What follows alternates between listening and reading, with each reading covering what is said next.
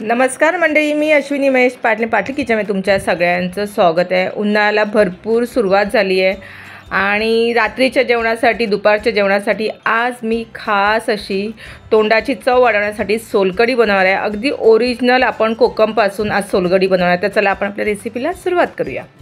सर्वप्रथम मी घेतलेले आहे कोकम, जे आपल्याला दुकानामध्ये मिळते तेच कोकम आहे, ते मी भिजत घालणार आहे आणि त्यासाठी मी हा घेतलाय गरम पाणी। आपण हे भिजत घालू जेणेकरून ह्याचा कोळ असतो ना तो खूप छान निघतो आणि गरम पाणी टाकल्यामुळे कसा लवकर निघतो आणि जाडसर असा निघतो। तर हे आपण आहे ना एक 10 मिनिटांसाठी भिजत घालूया। आणि त्यानंतर हा नारळ घेतलाय, हा मी काढून घेतलेला आहे। तर आता हा छोटे छोटे लहान तुकडे मी करते आणि मिक्सरला थोडा फिरवून घेते। आता मी हा नारळ थोडा मिक्सरला फिरवून घेतलेला आहे। आता ह्यामध्ये मी 4 लसणाच्या पाकळ्या घालते। त्यानंतर ह्याच्यामध्ये मी मिरची घालणार आहे, तुम्ही तुमच्या आवश्यकतेनुसार घातली तरी सुद्धा चालेल।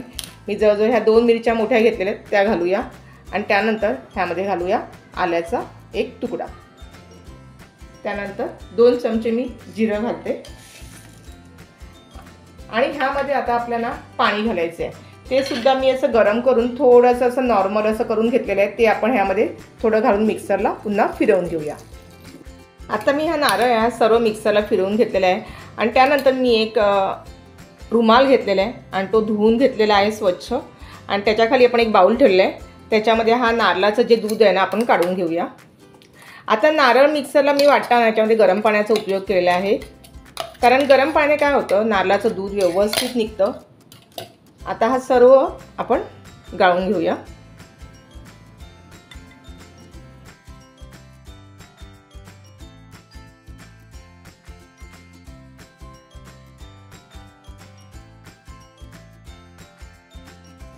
रुमालाने कसं व्यवस्थित गाळलं जातं, त्याच्यामुळे खास मी रुमाल वापरलेला आहे। आता पुन्हा आपण हे मिक्सरचं भांडं घेतलेलं आहे आणि त्याच्यामध्ये जो नारळ आपण पुन्हा जो चोथा आहे आपण ह्याला म्हणतो तो आपण पुन्हा मिक्सरच्या भांड्यात टाकून घ्यायचा आहे आणि पुन्हा यामध्ये गरम पाण्याचा वापर करून आपल्याला पुन्हा मिक्सर फिरवून घ्यायचं आहे। असं जवळजवळ आपल्याला 2 ते 3 वेळा करून घ्यायचं आहे, थोडं थोडं पाणी टाकून, जेणेकरून आपल्याला जे हे नारळाचं दूध काढायचं आहे ते आपल्याला एकदम पातळसुद्धा काढायचं नाही, एकदम जाडसर आपल्याला असं दूध काढून घ्यायचं आहे। तर आता मी पाणी टाकून हे मिक्सरला फिरवून घेते।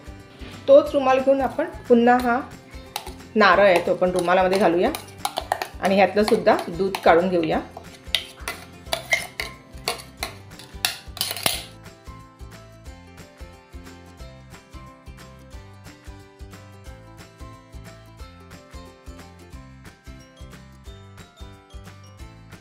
एवढं हे जाडसर असं आपण हे नारळाचं दूध काढून घेतलेलं आहे। आता हे नारळाचं दूध काढल्यानंतर ह्यामध्ये आपल्याला घालायची थोडी साखर, खूप साखर घालायची नाही आहे, एक अर्धा चमचा घातली तरी सुद्धा चालेल, कारण आपण ह्यामध्ये मिरचीचा वापर केला आहे आणि थोडी साखर घातल्यामुळे आणखीन टेस्ट लागते आणि चवीनुसार मीठ घालायचं आहे। आता आपण कोकम घेतलं होतं आणि ते भिजत घातलं होतं, त्याचा आपण रस घालणार आहोत।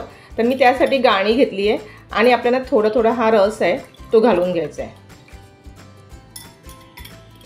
हा पूर्ण कोकम आहे ना त्याचं मी थोडंसं हाताने असं थोडंसं असं मिक्स करून घेतलेलं आहे, जेणेकरून ह्याचा रस खूप छान येतो आणि जसं लागेल तसं आपण ह्यामध्ये थोडासा घालूया। आता एका चमच्याने मी मिक्स करून घेते।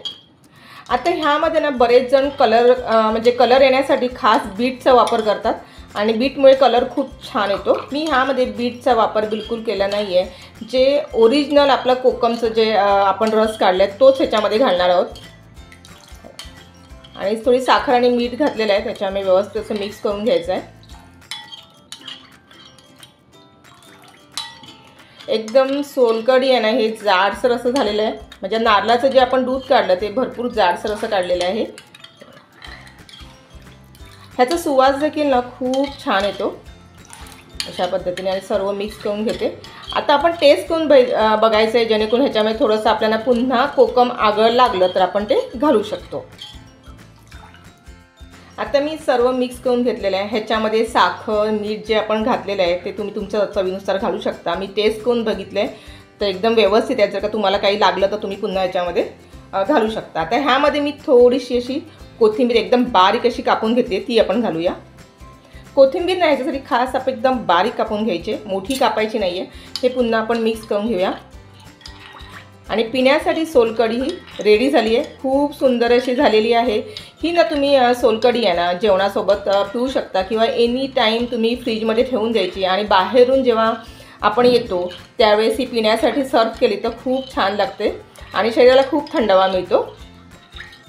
सोलकढी पिण्यासाठी रेडी झाले आहे. आता मी ह्यामध्ये एक बर्फ घालते. 2 ग्लास घेतले, आपण सर्व करूया.